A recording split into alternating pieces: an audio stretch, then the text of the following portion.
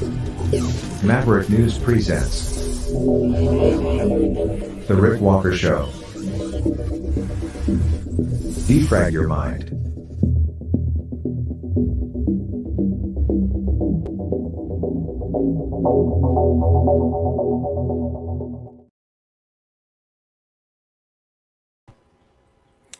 Good evening, everyone. I'm Rick Walker. Welcome back to the Maverick News Channel. We're firing on all cylinders tonight. We have all the channels working. It's great to have everyone here, and what a night we have lined up for you. You don't want to go anywhere. You're not going to want to miss a minute of it. We're going to keep you on the edge of your seats tonight with riveting stories. Speaker of the House in Canada resigns over Trudeau's Nazi scandal. Oh, and here's a question. Is Justin Trudeau a cokehead? I'll explain what I mean by that. That's a question. And we'll dig into that pretty soon. Also, Convoy, Save the Children Convoy. There were some developments on that front today. And we'll fill you in and keep you updated. So we have that. And Joe Biden's dog, bad dog. He has a bad dog, and Joe Biden is not a very responsible dog owner. I'll explain all of that later in the broadcast. But first, let's go straight to today's top story. The Speaker of the House, Anthony Rota, resigns in the House of Commons today in the aftermath of this incredibly destructive, damaging fiasco involving that tribute to Yaroslav Hunka, who served with a Nazi SS unit in Ukraine during World War II, living in Canada all these years after World War II, now 98 years old, invited to the House by the Speaker when Volodymyr Zelensky paid Canada a visit looking for money and arms. And when tribute was paid, all of the members of the House, all of the members of Parliament stood up and in unison applauded. Well, the Speaker has taken responsibility for this. He's put it on his own shoulders. And today, this is what he had to say. This was his last day as Speaker of the House. It's with a heavy heart that I rise to inform members of my resignation as Speaker of the House of Commons. It has been my greatest honor as a parliamentarian to have been elected by you, my peers, to serve as the Speaker of the House of Commons for the 43rd and 44th Parliament. I have acted as your humble servant of this House, carrying out the important responsibilities of this position to the very best of my abilities. Je tiens à vous remercier, vous, mes collègues, pour votre appui et votre collégialité durant mon mandat à la présidence. Prime Minister. The work of this House is above any of us. Therefore, I must step down as your Speaker. I reiterate my profound regret for my error in recognizing an individual in the House during the joint address to Parliament of President Zelensky. That public recognition has caused pain to individuals and communities, including the Jewish community in Canada and around the world, in addition to survivors of Nazi atrocities in Poland, among other nations. I accept full responsibility for my actions. My resignation is effective at the end of the sitting day tomorrow, Wednesday, September 27th, to allow preparations for the election of a new Speaker. Until that time, the Deputy Speakers will chair the House proceedings. Thank you. Merci. And that was it. They did applaud him as he left.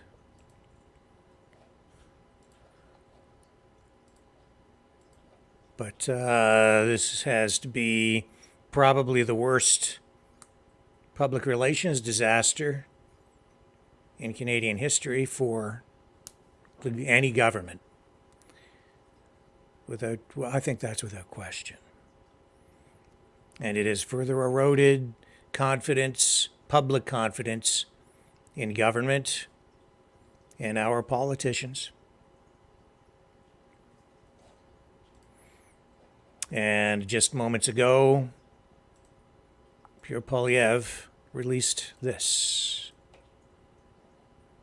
Leader of the Conservative Party of Canada. This is what he had to say, as I say, just a very short time ago. Thank you very much, and now in English. After 8 years of Justin Trudeau, everything costs more, work doesn't pay, housing costs have doubled, crime, chaos, drugs, and disorder are common in our streets. Starting with inflation. It's the worst in 4 decades. Interest rates are rising faster than at any time in Canadian monetary history. Housing costs have doubled. The rent has doubled. Mortgage payments have doubled. Down payments needed for the average house have doubled.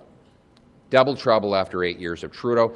In Canada, where it now takes 25 years to save for a down payment, the same time you used to pay off a house in.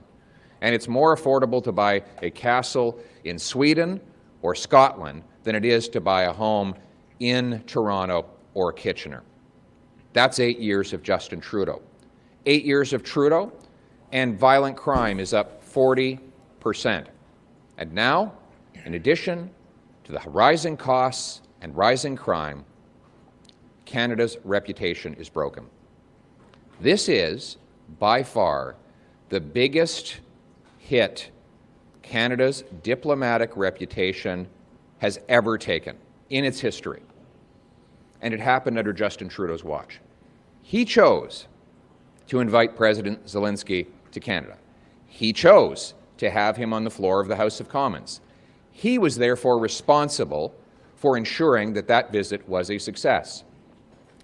And all of the agencies that were supposed to protect a foreign head of state in our country, the RCMP, CSIS, Global Affairs Canada, and the Privy Council Office, all report ultimately to one man, that is Justin Trudeau. And who is the one man who is in hiding today? Justin Trudeau, hiding under a rock, unwilling or unable to defend his conduct on the floor of the House of Commons. If he is so blameless, why was he not in Parliament yesterday or today to explain his conduct? He was in Ottawa, but he was in hiding. That is the mark of a man who doesn't take responsibility and is not up to the job of Prime Minister of Canada. Thank you very much. All of you got up and clapped. Shouldn't all of you have to stand and apologize? Shouldn't you, Mr. Poilievre? Absolutely not. Why not? Because what we were told is that we had a Ukrainian veteran. There are Ukrainian veterans who fought both Nazis and Soviets. There are many proud Ukrainians who are against both fascism and communism and all other forms of socialism. Sitting on the floor of the House of Commons with less than a millisecond to do any vetting, what would you have us do? Open up our phones and do a Google search on this person whose name was suddenly and spontaneously mentioned from the front of the room? Impossible. But you know what would not have been impossible? For the Prime Minister to have one of his top agencies call the Speaker and say, hey, we're having possibly the single biggest target for assassinations anywhere in the world, the President of Ukraine, on the floor of the House of Commons. We'd like to know who's going to be in the room. Are you suggesting that this man was a risk to Mr. Zelensky's physical safety? No, but anybody could be a risk when you're in the middle of a war as a foreign head of state. and you go to the floor of the House of Commons, we want to make sure we know everybody who's going to be in that room. The truth is, when you're protecting a foreign head of state of a democratic country who's defending himself against an illegal invasion, you need to know everybody who's in that room. They say they didn't know. That's what they say. The House office said that the security went through that list, so Well, it's possible they decided 98. Which security? I don't know. That's what the House says. That Which they security would have gone through it? asked the House. The House, the office of the Speaker says that it went through security. Which security? Parliamentary Protective Service. So you're telling me that the Prime Minister of Canada did not have his security officials check the identity of all of the people who were within striking distance of the President of Ukraine? Really? Incredible. Are you saying that he's a security threat? He's 98. It's I'm not possible. saying, I'm saying that everybody who was in the room had to have been vetted to make sure that they weren't a security threat. Is vetting for security not different than vetting for political implications? No, because if you had so much as typed his name into a Google search, you would have found out that he was a Nazi. And you would think that our security forces would have been able to do that. Barring an apology, what else do you want him to do? Vous avez tweeté que M. Rota devra démissionner seulement après que les libéraux ont dit qu'ils voulaient qu'il démissionne et après le NPD, le Bloc. Pourquoi vous avez attendu aussi longtemps pour vous-même commenter une possible démission de M. La Rota? responsabilité de cette affaire reste avec Justin Trudeau. C'est lui qui avait le contrôle de tous les agences, qui avait la responsabilité de Trudeau protéger, is not oui, in la the House sécurité again today et la diplomatie. to answer questions Il a and has une still not grande apologized. édifice chez Pearson, où ils sont responsables. Tous les fonctionnaires We've sont heard a responsables chorus de of voices défendre calling les intérêts for et la the réputation Prime Minister diplomatique to du Canada. apologize for this incident. Ce département travaille pour Justin Trudeau. Eux autres, ils auraient pu regarder la liste, ils auraient pu demander la liste et faire des recherches sur chaque personne qui était permis d'entrer dans la Chambre des communes et d'être en proximité avec le président d'Ukraine. Si Justin Trudeau et son gouvernement n'ont pas fait ça, c'est lui qui est le responsable et c'est lui qui devrait s'excuser auprès des Canadiens et auprès du monde. Barring an apology, what else would you like to see the government do? Well, we need to have hearings now into how this was allowed to happen, how it is that the Prime Minister would have allowed President Zelensky to be in a room full of 300 or 400 unvetted people. I find it astonishing. When you have a foreign head of state or Prime Minister in Canada, you have motorcades of security, you have bulletproof glass, you have every single person who comes in or out of a building vetted or verified. And the fact that they could not, under Mr. Trudeau's leadership, find the Nazi links of this individual, which you can find by hitting a Google search, shows an incredible incompetence that needs to be explained and accounted for in a parliamentary committee. And so we will be seeking a full study of how this was allowed to happen, and Justin Trudeau should testify in that. Have you been offered or received a briefing on the alleged assassination of a Canadian citizen by the Indian government? So the Indian government has not offered me any briefing. The Prime Minister said that that was a possibility. He offered the same briefing to NDP Premier Eby, who said that all he got was information he could have gotten online. He offered similar briefings to Elizabeth May with regards to China, and she said that she did not get her questions answered, as did Mr. Singh when he had a previous briefing on the Chinese interference. This is not going to provide necessary information. All it would do is inhibit my ability to speak. Thank you. C'est pas la faute de M. Rota, non? Oui, il y a blâmé. Le président libéral See if he aurait dû démissionner accepts that briefing. Et en même It puts temps, restrictions Justin Trudeau on devrait s'en excuser. what information he can even discuss in public. So that's why he sees that as a possible trap which will prevent him from being able to criticize the government on the issue. So he has decided to steer clear of that, and I think he's probably wise.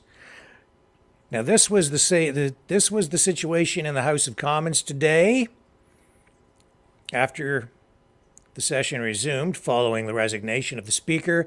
One of the deputy speakers took over, and then the session was dominated by member of parliament after member of parliament after MP after MP after MP calling for the resignation, or sorry, not the resignation, but calling on the Prime Minister to apologize for this Nazi scandal. And here we go. Starting with Poilievre again, right up front.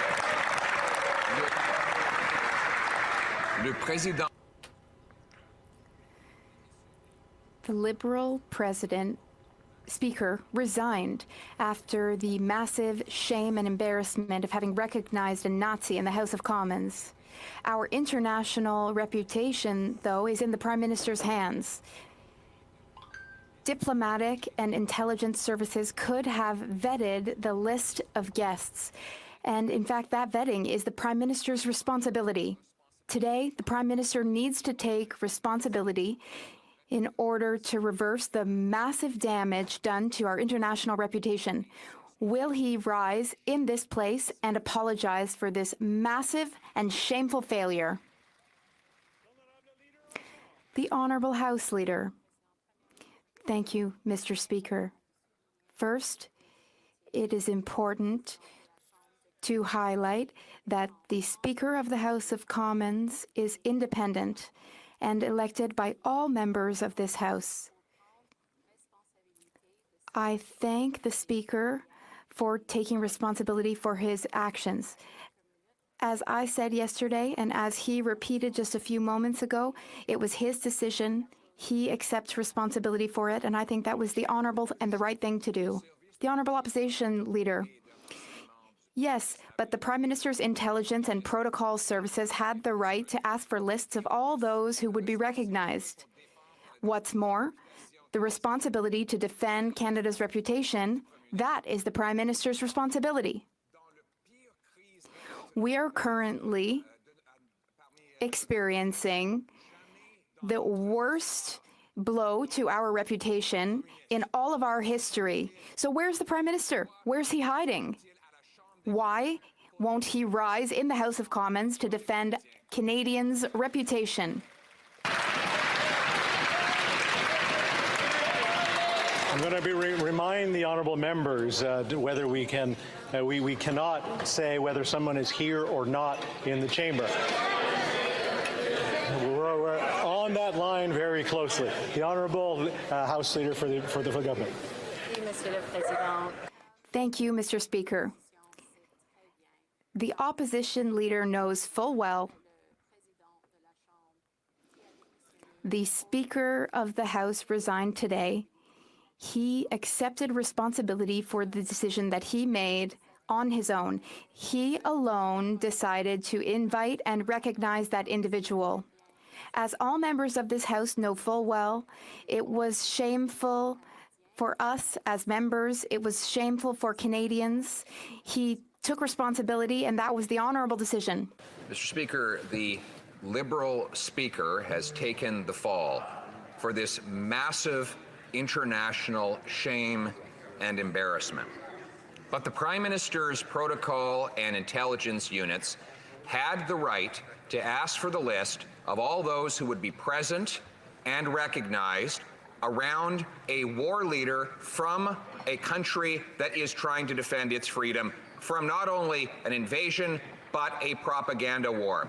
The Prime Minister did not carry out that responsibility, and now our nation's reputation is in tatters. Will he stand up and apologize to Canadians, to the Jewish community, to the Ukrainian people, and to the entire world for this mess that he helped create? The Honourable Government House Leader.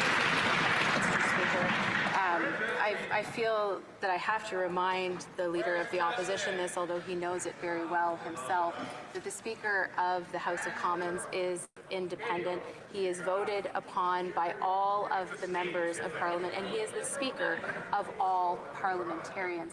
Mr. Speaker, we know, and the Leader opposite knows, that this was the decision solely of the Speaker of the House of Commons. He chose to invite this individual. He chose to recognize him without informing the government or the Ukrainian delegation. This was highly embarrassing. I accept his resignation, and I'm glad that he did it. The Honourable Leader of the Official Opposition. Minister says he's not responsible for our diplomatic reputation, even though that is precisely the job of the head of government. Like when he says he's not responsible for the inflationary spending that led prices and interest rates to rise faster than at any time in history. He's not responsible for housing costs doubling after he promised to lower them. He's not responsible for dressing up in racist costumes so many times he can't remember. That's all Canadians that needed to learn a lesson from his personal conduct. And now he says he's not responsible to vet the very people that come into contact with a visiting head of state. Is it that he's not responsible or that he's irresponsible? The Honourable Government House Leader. I would posit that the Leader of the Opposition is being very irresponsible right now in his accusations, when in fact he knows the truth, and it's why every party in this House has asked for the resignation, which has now been received by the Speaker of the House, because it was his decision and his decision alone to invite this individual and to recognize him in this chamber. The Leader of the Opposition knows this. He is irresponsibly politicizing this issue. This is something that has brought shame and embarrassment to all of Parliament and indeed all of Canadians, and the Speaker did the honourable thing in resigning. Thank you. The Honourable Leader of the Official Opposition. Well, I am responsible enough to show up for work, Mr. Speaker. You know, I mean this literally. Has there ever been a greater diplomatic embarrassment in the history of our country? I mean it literally. In coffee shops and gyms and businesses and boardrooms around the world, people are reading about this massive and shameful disgrace that unfolded under the watch of a Liberal Speaker and a Liberal Prime Minister. And yet, he can't even show up for work. Where is he, and why is he hiding under a rock today?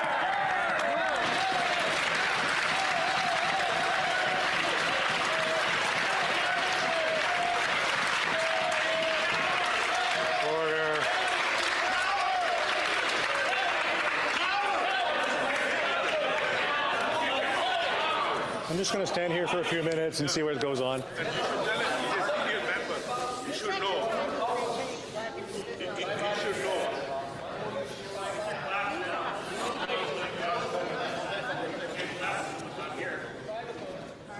Are we ready? Okay.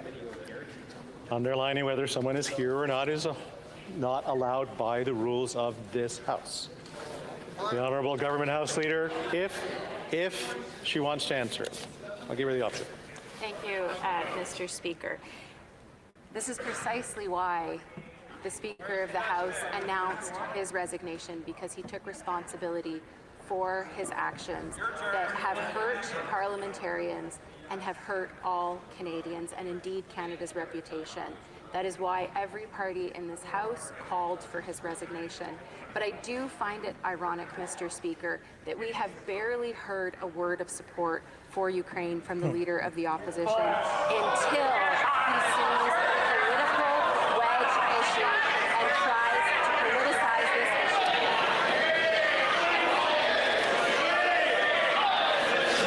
Order!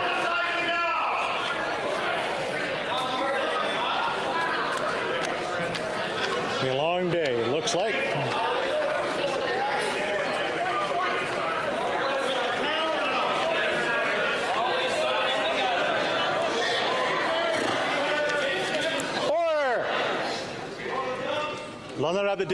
The Honourable Member for Belleuil-Chambly.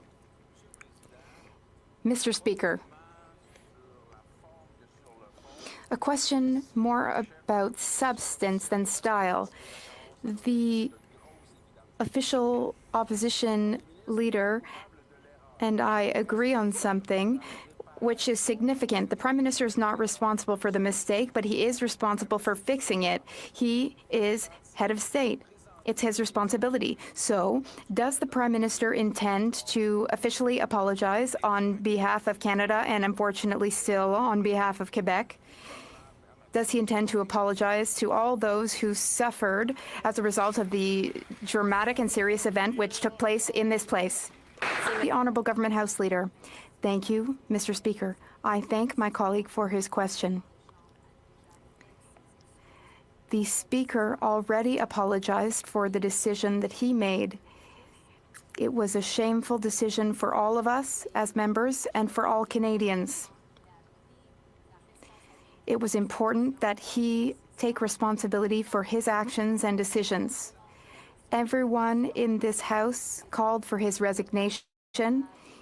He did so, and that was the honourable choice. Thank you, Mr. Speaker. The Honourable Member for Belleuil-Chambly.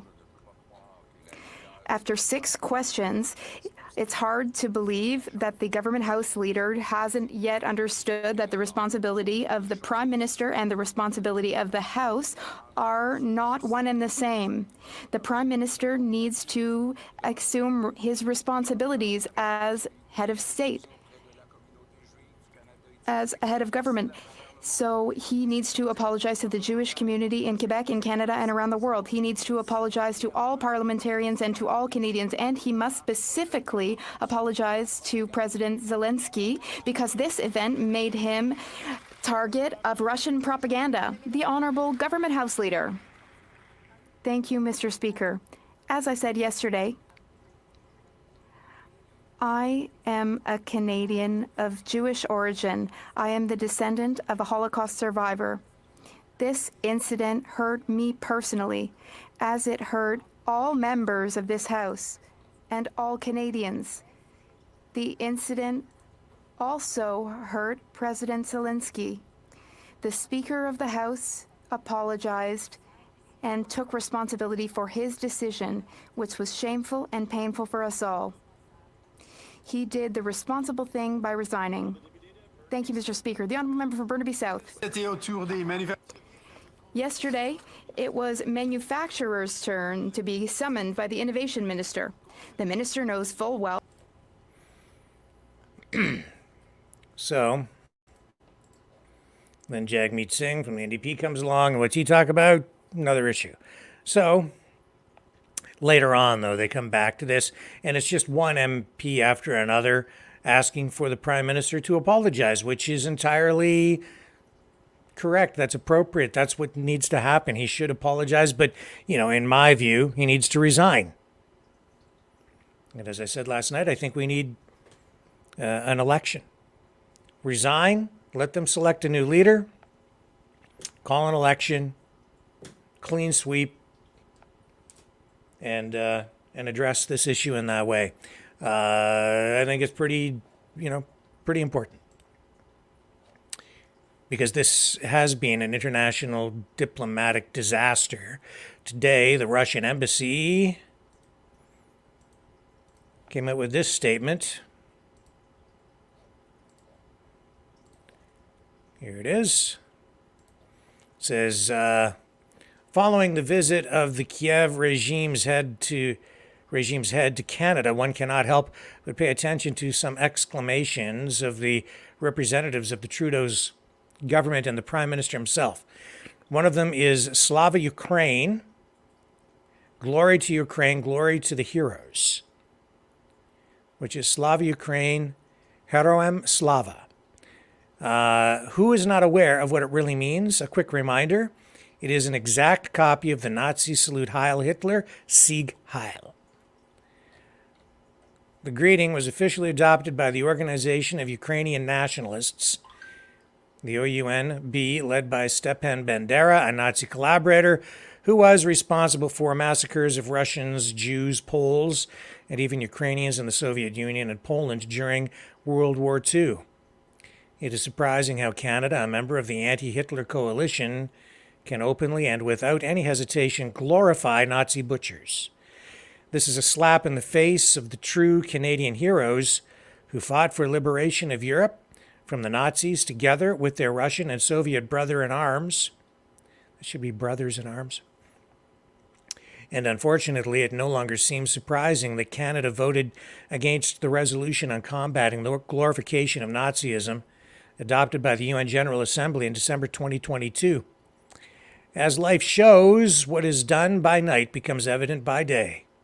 A story with the invitation and honoring, with standing ovation in the Canadian Parliament of Ukrainian Nazi henchman Yaroslav Hunka, who fought in the ranks of the 14th Grenadier Division of the Nazi SS Galicia during the Second World War, is another shameful example. In fact, it is a proof of who Mr. Trudeau and his Liberal team are praising, since the Prime Minister refuses to apologize. This is the only conclusion. Nevertheless, this story will forever be remembered in the history of Canadian democracy. Citizens of this country must once again think about who their leaders glorify and what kind of junta they support in Ukraine.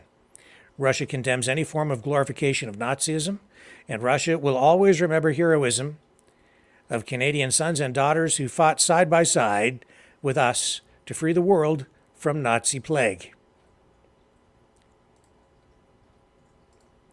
So that from the Russian embassy today. Now, we also have this on this story. Hang on, where did I put this?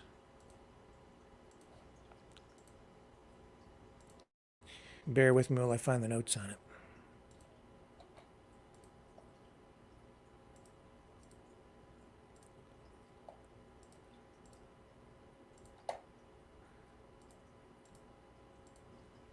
Well, I'm kind of moving into the next area here. So yeah, an absolute embarrassment. And it sort of just flows right into this this other story involving the murder of a separatist from India who is wanted in India on a charge of terrorism.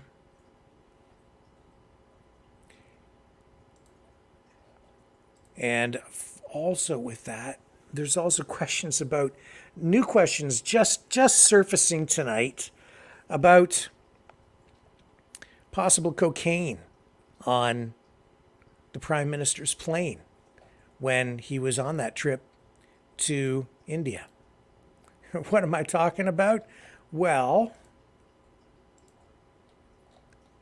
a former Indian diplomat has come forward to say that there is, quote, a credible rumor that the Prime Minister's plane was, and this is a quote, full of cocaine. This during the recent G20 meeting in New Delhi, and that the Prime Minister has again, quote, definitely gone insane.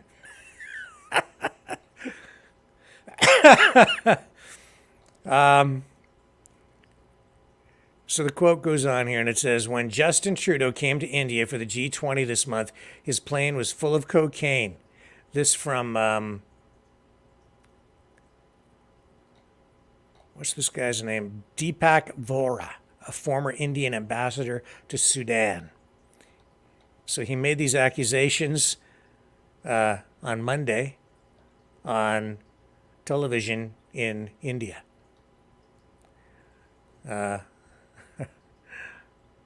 He says, quote, when Justin Trudeau came to India for the G20 this month, his plane was full of cocaine. He did not come out of his room for 2 days. Okay. Okay, let's take... He also criticized Trudeau for having little knowledge of international relations and said he behaves like a small child. Again, quote, he says, in his Parliament address, he uses the words credible allegations against India and says, how can allegations be credible? Either it can be credible or an allegation. I also have a credible rumor to make in this case that Trudeau is crazy. It is a credible rumor. Okay, let me just let me pull this up so you can see the clip. And of course, his plane broke down in India. Trudeau's plane did. And he was grounded there for a while. I think it was 36 hours or something. They had to get a part. And then Canada's defense minister danced around this question about whether the plane may have been sabotaged, not really answering the question right away, kind of, leaving people wondering if maybe the plane had been sabotaged by someone in India. Finally coming out and saying no, it hadn't been, but I don't know. Anyway. Credible, क्या कहते हैं, rumors हैं कि इसके जहाज में से cocaine मिली थी हमारे स्निफर डॉग्स को, और फिर 2 दिन ही अपने होटल में कि कमरे में बंद रहा, बाहर नहीं आया. प्रेसिडेंट हमारे भारत के राष्ट्रपति जो डिनर किया था उसमें नहीं गया. लोग कहते हैं कि नशे में था, ड्रग्स के. तो कुछ कहा नहीं जा सकता कि इसका दिमाग में क्या है. Getting the idea? Okay. If you're going to fly around the world like a rock star and party like a rock star and wear socks like a rock star, you might as well do other things like a rock star.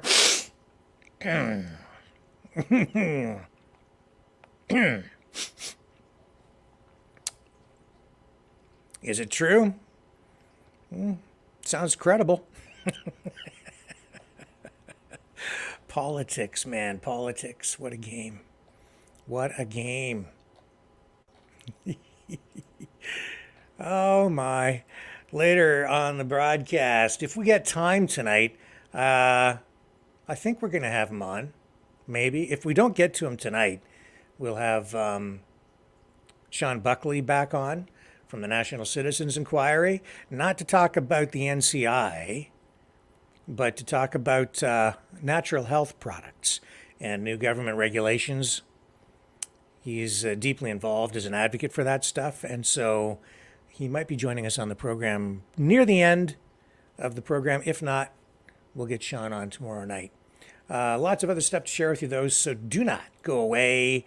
I will have more right around the corner. Don't go away.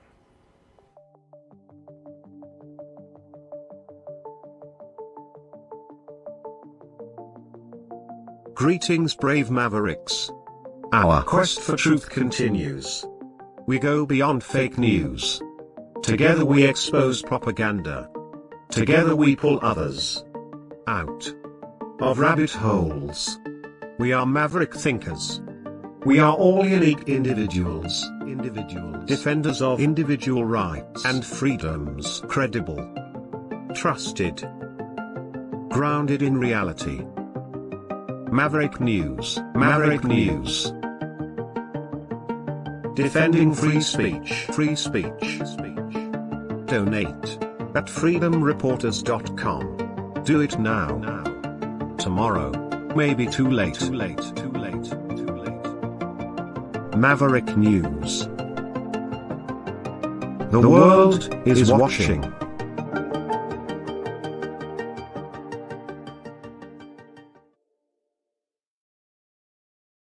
Together, Yahoo! Say, kids, what time is it? Okay, gang, let's go. It's howdy doody time. It's howdy doody time. Bob Smith and howdy too. Say howdy doody. Let's give a rousing cheer. 'Cause howdy doody's here. It's time to start.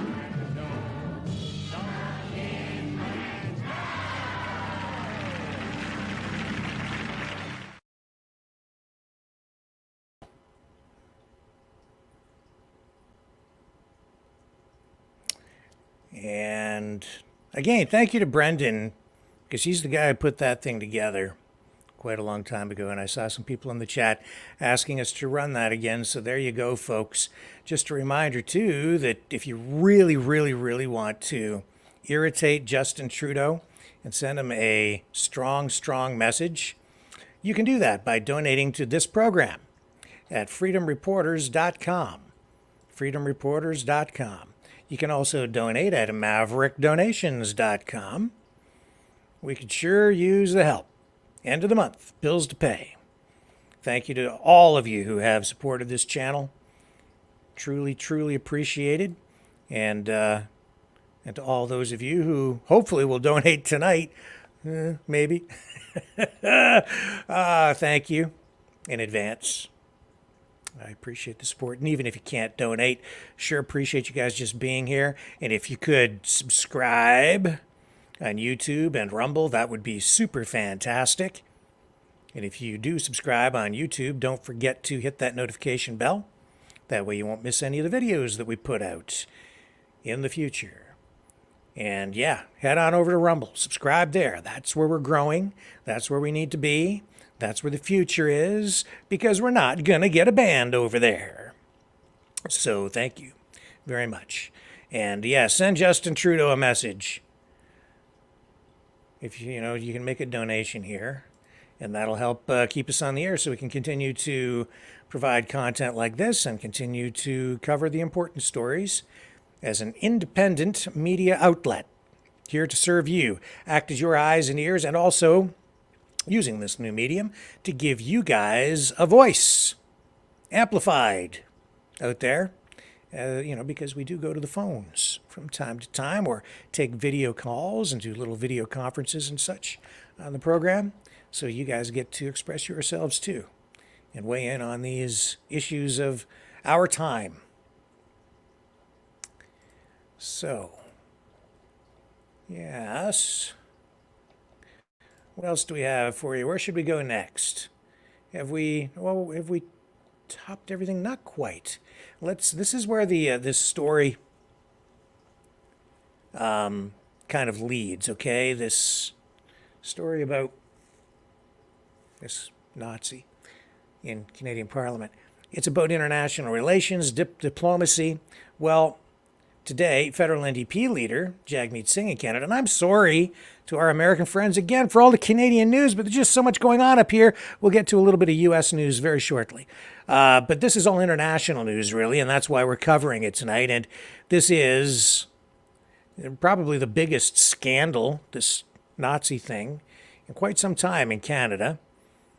And this other story here, this is also international in scope because Canada's federal NDP leader, Jagmeet Singh, has made an announcement saying that some intriguing developments have developed. He revealed that he received a confidential briefing on allegations suggesting the involvement of the Indian government in that killing of a Sikh leader in British Columbia. In his statement, Singh corroborated the information shared earlier by Prime Minister Justin Trudeau. Both sources claim that there is compelling intelligence known to Canadian authorities, which outlines a rather serious scenario. And of course, that's what that guy in that video was alluding to. Credible evidence. This scenario suggests that a Canadian citizen met an untimely end on Canadian soil, and the fingers point to the involvement of a foreign government. Singh expressed his confidence in the credibility of this intelligence.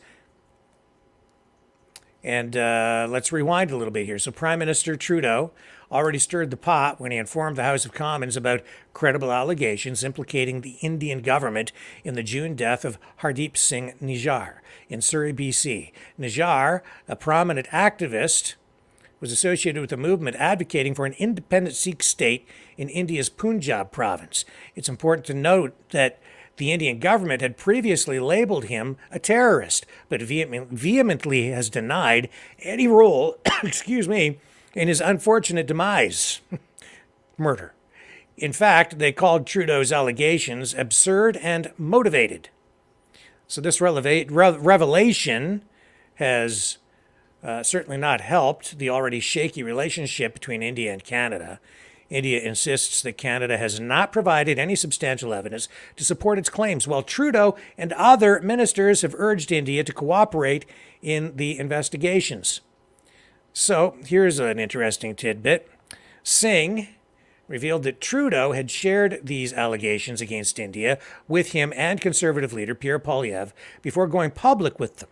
3 days later, Singh received a briefing on the matter from Trudeau's national security advisor, Jody Thomas. Now, you heard Pierre Poilievre just touch on that briefly during his scrum with the media earlier. Singh's ability to access this briefing, of course, is due to his top secret security clearance obtained for reviewing foreign interference materials prepared by former Governor General David Johnston. Interestingly, Johnston had been tasked with exploring foreign interference and concluded that Trudeau's government had not knowingly or negligently failed to act on foreign interference attempts in the last 2 federal elections. He had also advised against launching a public inquiry into the matter. However, the Liberal government decided to appoint Quebec Court of Appeal Justice Josie Hogue to lead one recently after extensive discussions and an outcry from... Hang on a second here. What's coming in?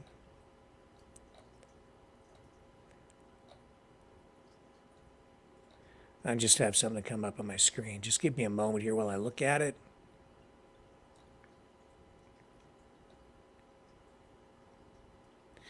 In any event, okay, so in a related development, David Cohen, the U.S. ambassador to Canada, confirmed that there was shared intelligence among the Five Eyes partners that contributed to Canada's statements regarding the Indian government's alleged involvement.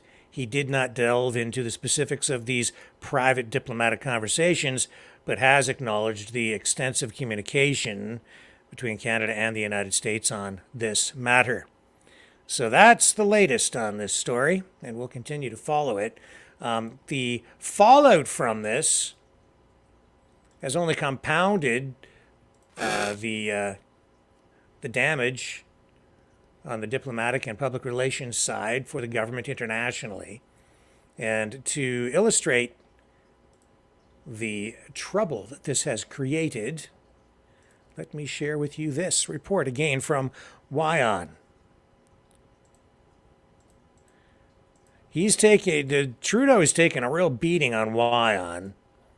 So this network is, I would say, echoing the narrative from the Indian government. I think the government is scripting this stuff to be perfectly upfront and transparent with you. But look at the attack that not only the Prime Minister is under, but Canada decided to give a standing ovation to an individual who fought in Ukraine. Nothing wrong with that, except he fought with a Nazi military unit, a unit accused of despicable war crimes during the Second World War. You've all seen these images by now. Zelensky beaming alongside Justin Trudeau, standing together, applauding a man who fought with a unit which should be condemned. Jewish groups are livid, and they should be. Was this a mistake? That's what Canada will have you believe. A hasty apology followed, saying Parliament members had no idea what was to happen. But we're not buying it. Is Canada admitting that this was an intelligence failure, or is this yet another case of Canada being liberal, where on one hand it gives a free run to anti-India elements, and on the other honors a man who fought for the Nazis? How many war criminals is Canada sheltering? This is our cover story on Gravitas tonight. Also on the show, a new virus is setting alarm bells ringing. Disease X has the potential to cause 50 million deaths. Is the world ready to tackle another pandemic? Should you worry? It seems Pakistan's generals are turning into farmers. They're grabbing government land under the guise of agricultural reform. We'll call their bluff tonight. So crippling is the cost of living crisis in the UK that... Okay, let's just zip past this and get right to the meat, shall we? Nations need a crash course in international diplomacy, or perhaps a masterclass in the art of global perception. Because if they continue on their current trajectory, Canada runs a risk of alienating even more allies in the days to come. Just last week, Canada found itself playing host to an extraordinary guest of honor, a Ukrainian war hero no less. The 98-year-old Yaroslav Hunka received a standing ovation in Canada's House of Commons. However, Sunday brought an unexpected twist. The Speaker of the House issued a public apology. But do you know why? Because of the man for whom Canada decided to roll out the red carpet. You see, this war veteran once fought for the Nazis during World War II. And now Canada stands red-faced in the spotlight again. The controversy first erupted last week over a photo from Canada's House of Commons. It showed a smiling Ukrainian President, Volodymyr Zelensky, standing alongside Canadian Prime Minister Justin Trudeau while applauding a person outside the frame. Ukrainian-Canadian world veteran from the Second World War who fought the Ukrainian independence against the Russians and continues to support the troops today, even at his age of 98.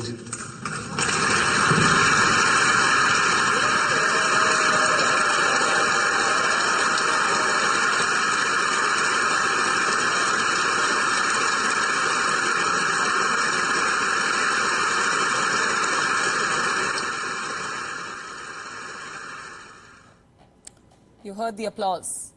This enthusiastic cheer came right after Zelensky's address to the House. Canadian lawmakers burst into applause after Speaker Anthony Rota drew attention to this war veteran. He was introduced as a Ukrainian war hero, a veteran who had once fought with the 1st Ukrainian Division during World War II, before making Canada his home. But here is where the plot thickens. The 1st Ukrainian Division is more infamously known as the 1st Galician Division or the 14th Waffen Grenadier Division of the SS, a unit formed by Nazi Germany during the latter half of World War II. Comprising primarily Ukrainian collaborators from the western part of the country, this notorious division was embroiled in a brutal anti-partisan warfare. Its members stand accused of committing horrendous atrocities against Polish, Jewish, and Russian civilians.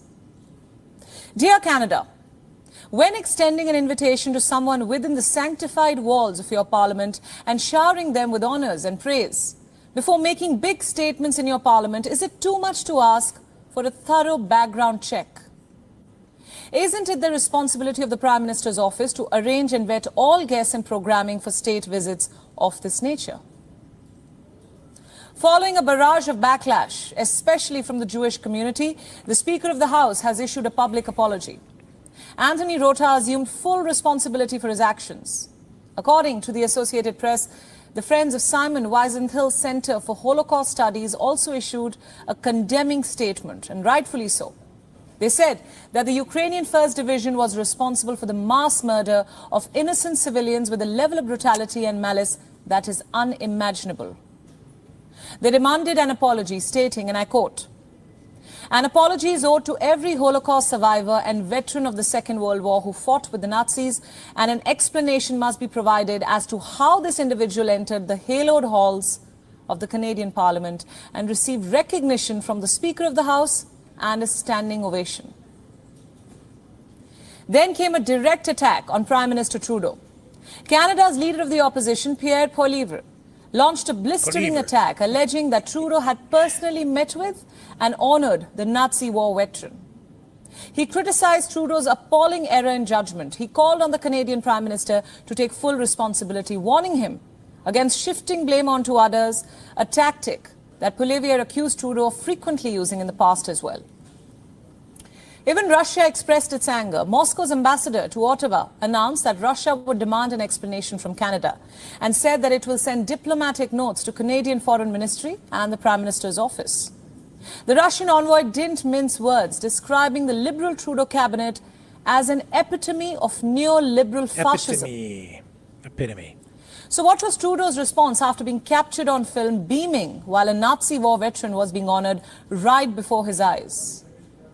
Trudeau's office deemed the decision the right thing to do, stressing that no advance notice was provided to the Prime Minister's office nor the Ukrainian delegation about this invitation.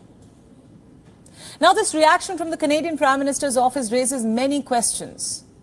What were Canada's intelligence agencies doing? How did they miss out on this man's history with the Nazis? Remember, these very agencies which granted clearance to a Nazi war veteran are making so-called credible allegations against India. Why do these agencies appear to shield such forces within Canada's borders? Where does the responsibility ultimately lie? The fact that an apology has been issued implies an acknowledgement of a lack of due diligence. Because frankly, the truth is, for all its liberal policies, the Canadian government has conveniently turned a blind eye to the extremism that is spreading like a sickness under its watch. A 2022 report written by a minister's advisory panel, which was ironically enough released by Defence Minister Anita Anand, noted how the Canadian military was riddled with white supremacists and neo-Nazis. That report warned that the problem is growing. It's only growing. Cited in the report was a 1993 crime in which neo-Nazi members of the Canadian airborne troops tortured and killed a Somali teen during what was supposed to be a humanitarian deployment.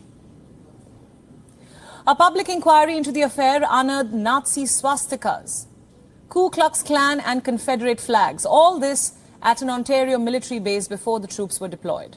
All this is documented. After a public inquiry, the airborne regiment was disbanded.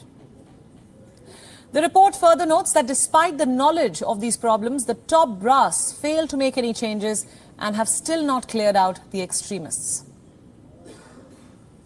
Let me be clear tonight, there is clear proof of Canada housing Nazi war criminals. Canadian authorities also had a commission to look into war criminals. The commission submitted its report in December of 1986, titled Commission of Inquiry on War Crimes. According to the report, the Canadian government had allowed more than 2,000 war criminals from World War II to enter Canada and make it their home, despite the Canadian Jewish Congress's opposition and indignation. Canada is red-faced. And interestingly, it all comes on the heels of the diplomatic standoff that Canada initiated with India last week. The Indian Ministry of External Affairs has called out Canada for giving shelter to terrorists and gangsters. So the bottom line is this. Canada is a hotbed for neo-Nazis and war criminals. Instead of apologizing, Canada, it's high time that you do your due diligence. Instead of making baseless allegations against India, it's time you focus on the monsters lurking in your own backyard.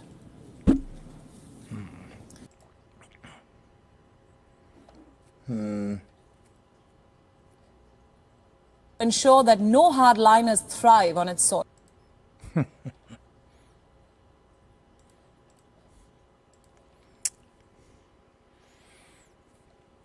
Well, never let a disaster go to waste. Media is certainly making the most of this. No defense, honestly, for JT on this, but I think I'll have more to say about this maybe tomorrow. You know, when it comes to war, things are rarely black and white. And the information I'll share with you tomorrow, I think will surprise many of you. It will surprise many of you. Yeah.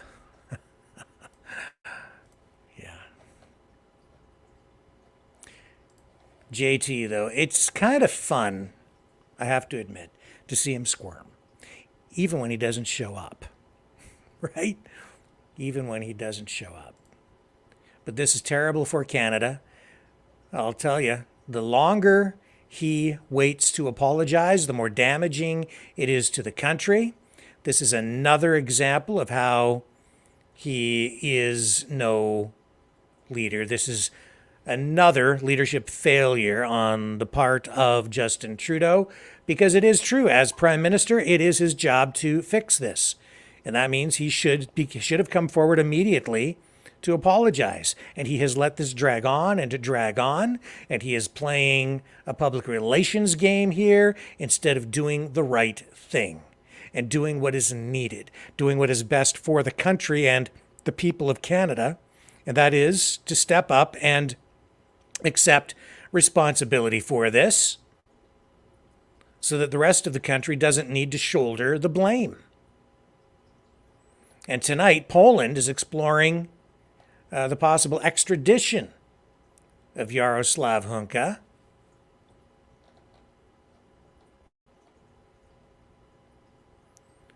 The 98-year-old Nazi war veteran.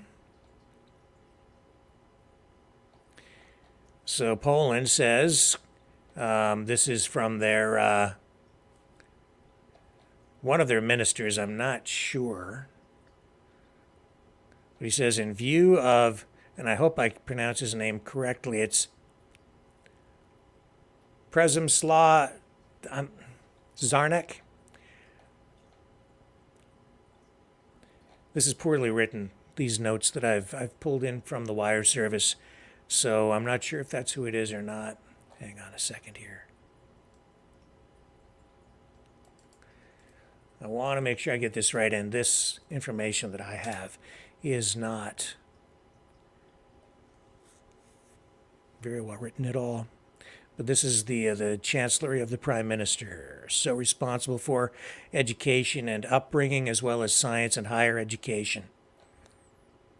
So he released this statement.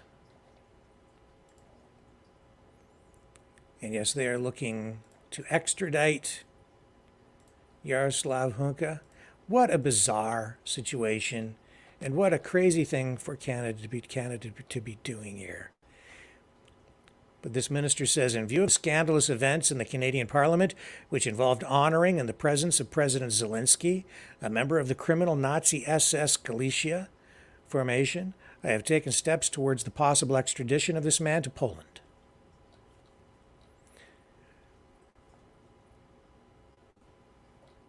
So this guy has gone. What a roller coaster ride of a life he has had. Living in Ukraine, volunteering for service in this Waffen SS unit, serving there, then later moving to Canada. And I have no idea, honestly, what he personally may have or may have not have done in service to the Nazis during World War II. As I said yesterday, for all I know, he was just standing in front of a fence or a gate or something for the duration of the war, or he may have committed atrocities. I don't know. But if they're going to extradite him, I sure hope to God they give him a fair trial. 98 years old, and I don't know what the circumstances were surrounding his travel to Canada following the war. That is information that we hopefully could get at some point. I did reach out to the family, and we have not heard back at this point. So there is that side of the story as well. So let's take a brief break, and when we come back, we'll move into the next phase of this broadcast.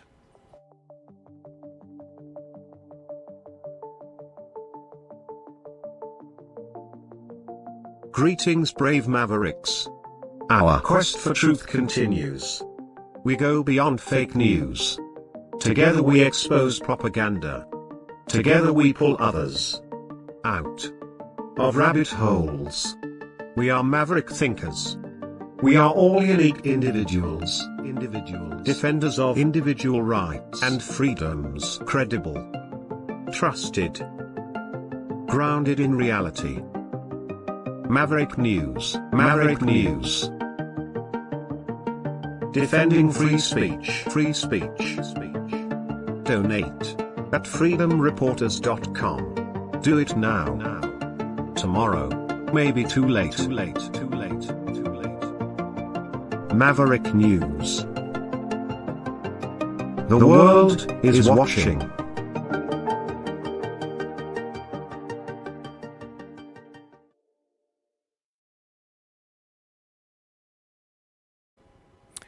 So everything going on in Canada, excuse me, has also compounded public relations problems for the president of Ukraine, Volodymyr Zelensky. And tonight we are just learning that Polish experts have now confirmed that that missile that killed 2 people at a grain facility in southern Poland last November was indeed fired by Ukraine. So I don't know if you remember this or not, but this was like actually kind of a big deal at the time. Made headlines around the world. A missile was fired. Ukraine, at the time, Zelensky insisted that this missile, which landed in Poland and killed 2 people on farmland, he said, oh, that's Russian. Russia did that. And then he called for the invocation of Article 5, which, of course, is an attack on one NATO country, is an attack on all, blah, blah, blah. So the explosion of the missile fueled fears that the war in Ukraine could spiral into a wider conflict by triggering that mutual defense clause. But of course, at the time, Warsaw and NATO said that they believed that it was a Ukrainian stray that eased concerns about possible escalation. The rocket had a range of about 75 to 90 kilometers, and then at that time, the Russian positions were in a place from which no Russian missile could possibly have reached the area where it hit. So Ukraine denied that it was theirs, insisted it was Russian. Media picked up on that. There were calls, of course, for NATO to, go all in with Ukraine and escalate the thing. But now tonight we're seeing that we've got very sound, credible reports coming out that Poland, officials of Poland now confirming that missile was indeed Ukrainian. So can you imagine? We kind of came that close to having a full-scale war involving all NATO countries, including the United States and Canada, that would have pulled us directly into it. We would have been sending our sons and daughters into battle, boots on the ground, guns a-blazing, fighter jets in the sky, death on the ground. That close. Because Zelensky lied. It was very clear from the beginning, and we said that here, obviously, it was most likely at the time we said a Ukrainian missile, because no other scenario really made sense. And now, confirmation. War. What a mess. So again, very close. Very close. New York. Let's go to New York. A judge there. A New York judge has ruled in the state attorney general's $250 million lawsuit against Donald Trump and his company that Trump committed repeated acts of fraud for years. So according to this ruling, which allows the civil trial to begin next week, Trump lied to banks and insurers by both overvaluing and undervaluing his assets when it was to his benefit. So depending on which way it was to his benefit, he would fudge the numbers, so they say. Well, at the same time, exaggerating, they say, his net worth to the tune of billions of dollars. This was a 35-page ruling, and it says that Trump continually lied on his financial statements and was able to get favorable loan terms and lower insurance premiums because he did that. Trump's legal arguments defending the statements are based in, and this is a quotation from the judge, a fantasy world, not the real world. So this judge went on to say that the case was essentially a documents case, and the documents here, he says, clearly contained fraudulent valuations that defendants used in business, satisfying the Attorney General's burden to establish liability as a matter of law against defendants.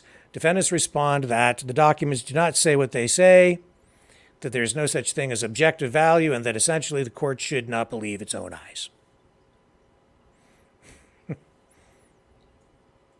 So it's at one point this judge pointed to Trump having exaggerated the size of his New York apartment to pump up its value, claiming that it was over 30,000 feet when it was 1/3 that size.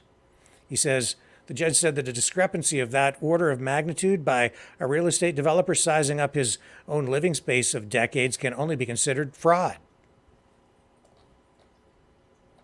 Take all that for what it's worth, folks.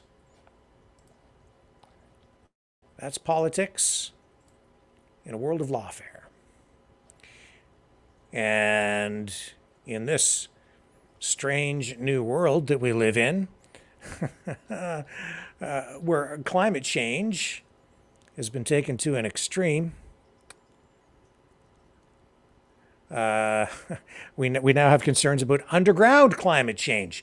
On a recent tour underneath Chicago's iconic skyline, Alessandro Rota, an assistant professor of civil and environmental engineering at Northwestern University, pointed out one of the sensors he and his team have installed across the city to track underground temperatures. So this thing is not much bigger than a credit card. More than 100 of the sensors have been placed in parking garages, basement boiler rooms, and subway tunnels all around the downtown loop of Chicago in an effort to track what this guy describes as a silent hazard.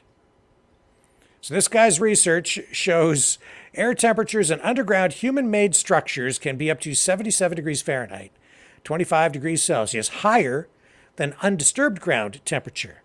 It's a threat distinct from global warming, but one that comes with similar threats of wreaking havoc on public health and crucial infrastructure. So he says there's, quote, there's already a significant amount of heat beneath our feet. And this heat has caused the ground to deform already. So this research was published in the journal Nature.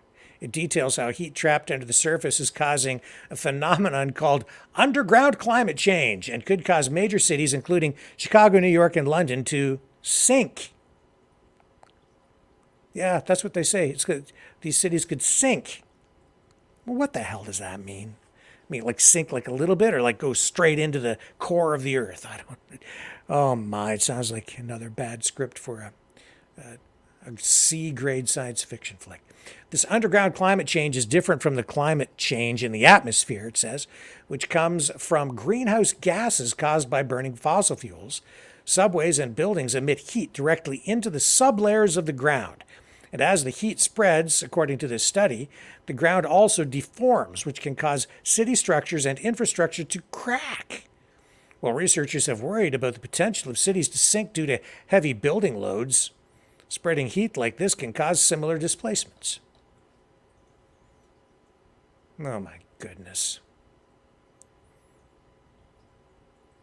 Whatever, man. So Transportation Secretary Pete Buttigieg said that underground resilience is part of his administration's focus on addressing yet another climate issue.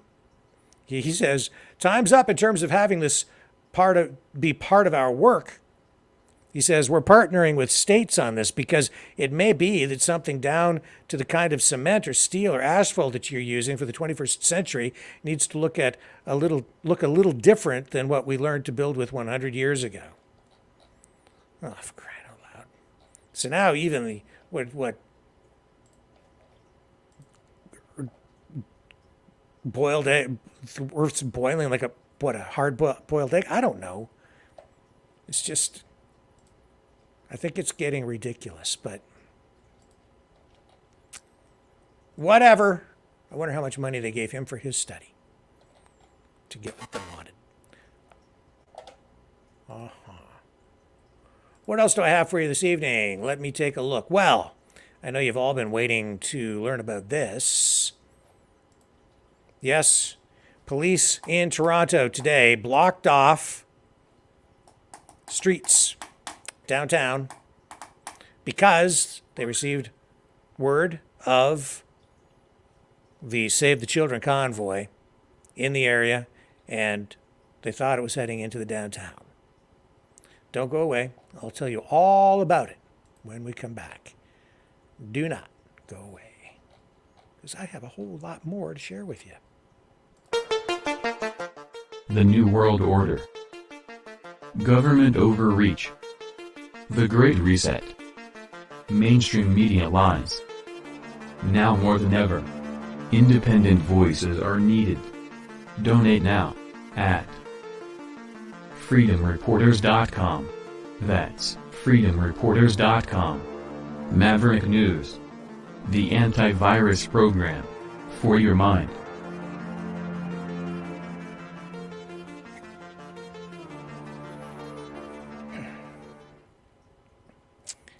So I know everybody, in our Maverick family is probably very familiar with the information surrounding this Save the Children convoy that we know is rolling across the country. Where exactly they are is kind of a little bit of a mystery because they're in various locations and not a lot of information is being shared online. They are being, in their words, strategic, the people involved, because they know they are not going to be welcome. Wherever they go, at least not welcome. At least the authorities, police, are probably not going to welcome them with open arms. And we know that for sure because today they blocked off streets in downtown Toronto and then they held a news conference. So I can tell you that this thing didn't materialize, but this shows how skittish police are. They're worried about this thing. They're very worried about it. So here, this is just a short thing. Doesn't go on too long. I'm going to run this, and this is what police had to say earlier today when they found out that the Save the Children convoy was headed their way. Toronto Police Service has recently become aware of a potential demonstration involving a large number of vehicles entering the city of Toronto. Roads have been closed in the area to ensure our emergency routes are clear and to limit any impact to our roads and residents. Road closures include Queen's Park from Bloor Street West to College Street, Wellesley Street West to Queen's Park,